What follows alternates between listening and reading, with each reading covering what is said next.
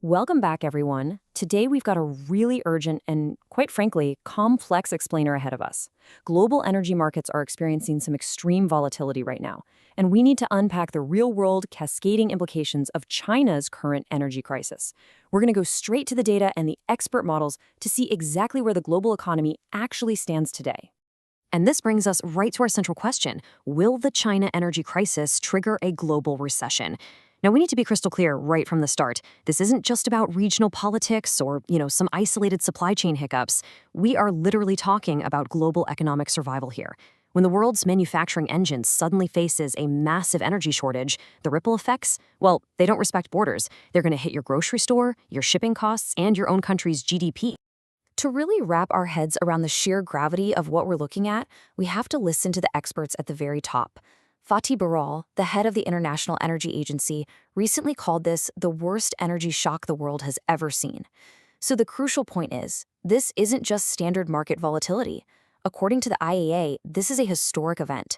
They're stating plainly that this current crisis is actually more severe than the infamous oil shocks of the 1970s, and even more severe than the disruptions we saw right at the onset of the war in Ukraine. And he's definitely not alone in this assessment. Daniel Yergin over at S&P Global recently stated that there has never been anything of this scale. When you've got leading voices from both the IEA and S&P Global completely aligned on the unprecedented nature of a threat, well, we know we're dealing with a macroeconomic danger that requires our absolute attention. Seriously, this is not hyperbole. This is a mathematical reality that the markets are frantically trying to digest right now. Okay, let's dive into this.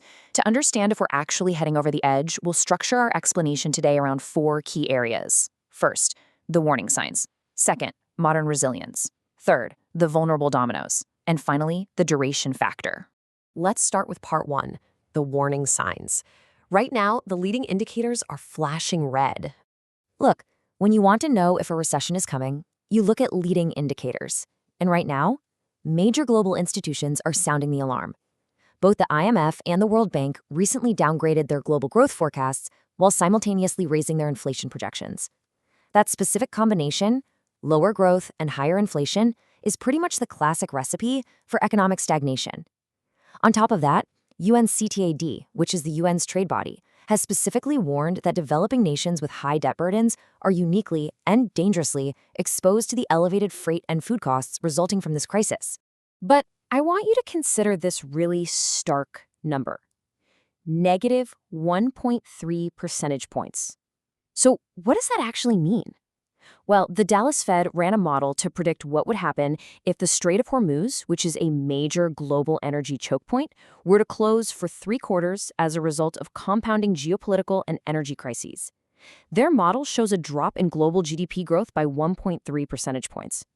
Now, I know that might sound like a tiny number to some, but in macroeconomic terms, 1.3% is absolutely massive. For a lot of economies around the world, that is the exact difference between modest growth and a really painful contraction.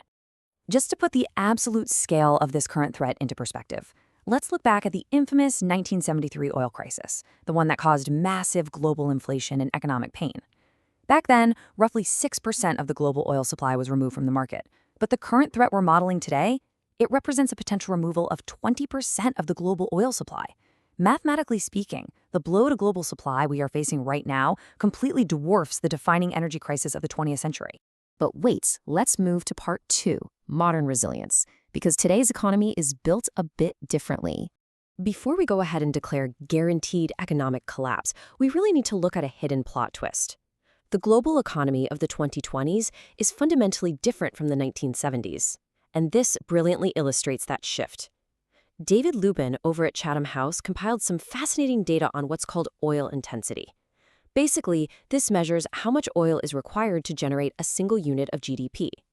In the early 1970s, it took roughly a full barrel of oil to generate that unit of economic output. But today, it takes just about 40% of a barrel to generate that exact same economic value. We've become incredibly efficient. Our economic growth has essentially decoupled from our absolute reliance on massive quantities of oil. So why is that? Well, consider the systemic changes we've made. First off, our energy mix is way more diversified. Wind, solar, and nuclear power exist at scales today that were completely unimaginable 5 decades ago. Second, the entire geography of energy production has shifted. Thanks to the shale boom, the United States is now roughly energy self-sufficient.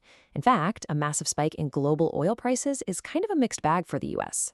Sure, it hurts consumers at the pump, but it directly benefits energy-producing states like Texas and North Dakota. Meanwhile, Europe has spent the last few years aggressively diversifying its infrastructure away from Russian gas, which forced some incredibly rapid adaptation. So, what is the big takeaway from all this resilience? The damage is asymmetric, not universal. A 20% drop in global oil supply isn't going to hit everyone equally. The absolute scale of the shock is larger, yes, for sure, but the global economy's fundamental capacity to absorb that shock has dramatically improved. It will undoubtedly crush certain vulnerable regions, but honestly, it might only bruise others that have built-in energy security. Which brings us to part 3, vulnerable dominoes. Who falls first? Because the damage is asymmetric, we have to shift our focus from those macro averages down to the micro stakes. If we look at countries like Pakistan, Bangladesh, Sri Lanka, Turkey, and Egypt, notice what they all have in common here.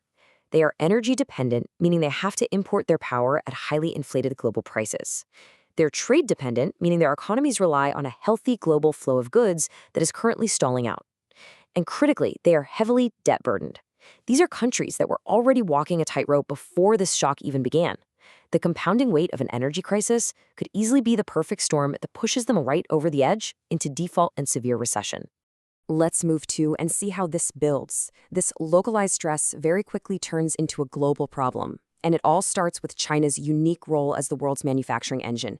Step 1. Due to higher input costs, petrochemical shortages, and energy rationing, China's factories begin to slow down. Step 2. Because China makes the goods the rest of the world relies on, global trade volumes inevitably contract and supply chain delays extend. And step 3. Prices for everyday goods rise dramatically across the globe, causing everyday consumers to retrench and just stop spending. It's a really dangerous feedback loop that feeds itself, spreading the recessionary pressure outward from China to literally every nation that buys their goods. And that leads us to our final section, part 4, the duration factor, the ultimate tiebreaker.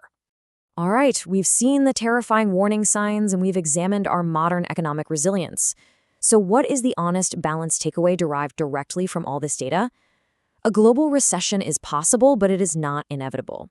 Yes, the compounding effects of oil prices, shipping costs, and emerging market stress are terrifying. There's no way around that. But as we've seen, our modern economy is vastly more resilient, efficient, and diversified than it was in the 1970s. We definitely have a fighting chance. But that resilience absolutely has its limits. The true deciding factor, the one metric that will determine the fate of the global economy, is simply this. Duration is everything. The difference between a manageable shock that we slowly navigate through and a recession trigger that sends us spiraling into a global downturn basically comes down to how many months this lasts. Every single month matters. If energy bottlenecks and shutdowns extend deeply into next year, the compounding pressure will simply break right through our modern resilience. But remember, this crisis doesn't exist in a vacuum. The geopolitical chessboard is moving rapidly. If the pressure mounts, what if China decides to retaliate economically against a U.S. blockade? Now that is the wild card that could completely rewrite all the models we looked at today. I really want to hear your thoughts on this one. Drop your predictions in the comments below. And make sure you're subscribed because that exact scenario is exactly what we are going to break down in our very next explainer. Thanks so much for learning with me today, and I'll see you there.